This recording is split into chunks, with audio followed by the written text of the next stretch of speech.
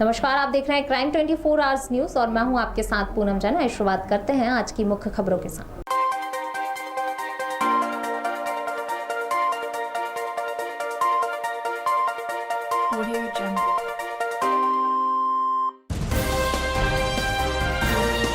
भुखमरी की कगार पर प्राइवेट बस कर्मचारी। पिछले 62 दिनों से प्राइवेट बसों के चक्के जाम। प्राइवेट बसों के स्टाफ पर भुखमरी की काली छाया मंडराने लगी।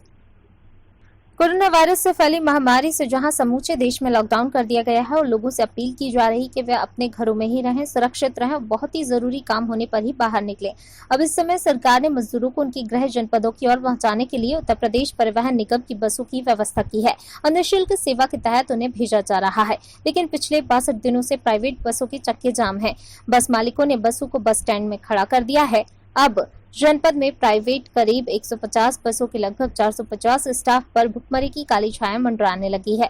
बस मालिकों की अगर माने तो इस लॉकडाउन के दौरान उन्हें बसों का बीमा और टैक्स जमा करना पड़ रहा है। सरकार की ओर से कोई रियायत नहीं मिल रही है और बसों के स्टाफ को खर्च भी अपनी जेब से देना पड़ रहा है तथा लॉकडाउन की वजह से वैवाहिक पार्टियों की बुकिंग राशि भी ग्राहकों को वापस करनी पड़ रही है। चारों ओर से मंदी की मार झेल रहे हैं। ऐसे में बस मालिक सरकार की ओर से टकटकी लगाकर उम्मीद कर रहे हैं कि शायद लॉकडाउन की अवधि का टैक्स ही माफ कर दे तो बहुत राहत मिल सकती है।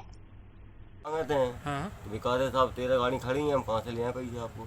सही बात है भाई, जब बसें चलेगी तभी तो पैसा हमें खर्चे मिलेगा।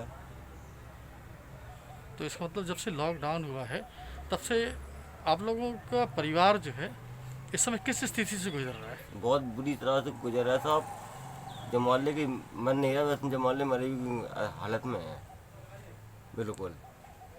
अब तो जैसा जल्दी चलने लगे गाड़ी तो हमें बाल बच्चा पल रहा है, तो जमाले के अंडे ही है बिल्कुल। का नाम? हमारा नाम है हेमंत कुमार सिंह और रिंकू दत्ता। अच्छा, आपका जो मोटर परिवहन का जो व्यवसाय है हाँ। इस समय किन हालातों में है और क्या चल रहा है बताइए? इस समय मोटर वालों का हाल तो ये है कि विषम परिस्थितियों में लगभग 60-62 दिन होने को आ गए, बिल्कुल कंगाली के दौर में है जी। हमारा जो स्टाफ है उसका वेतन टैक्स को में कोई रियायत नहीं हुई है, बीमा चल ही रहा है। बिल्कुल मंदी का दौर है। आने वाले समय में कोई सहारा या कोई व्यवसाय सवारी का यातायात न होने के कारण बिल्कुल मंदी के दौर में गुजर रहा है। अच्छा, जब से लॉकडाउन हुआ है तब से वैवाहिक जो आपकी पार्टियां बुक होती थी उन पर भी असर पड़ा होगा? हाँ, उन पर तो टोटल है, सारे बयाना वापस हो चुके हैं। तो इसमें तो कभी आर्थिक काफ़ी ज़्यादा क्षति हुई होगी आर्थिक क्षति तो इतना है कि पूरा लॉकडाउन में ही चला गया। अच्छा, फिर इन परिस्थितियों में आप अपने स्टाफ का वेतन या गवर्नमेंट के टैक्सेस या बीमा वगैरह कैसे आप अफोर्ड कर पाते हैं? वो तो देना ही पड़ता है। जब जो स्टाफ हमारे यहाँ 10-10 साल से उसको तो हमें देना ही है।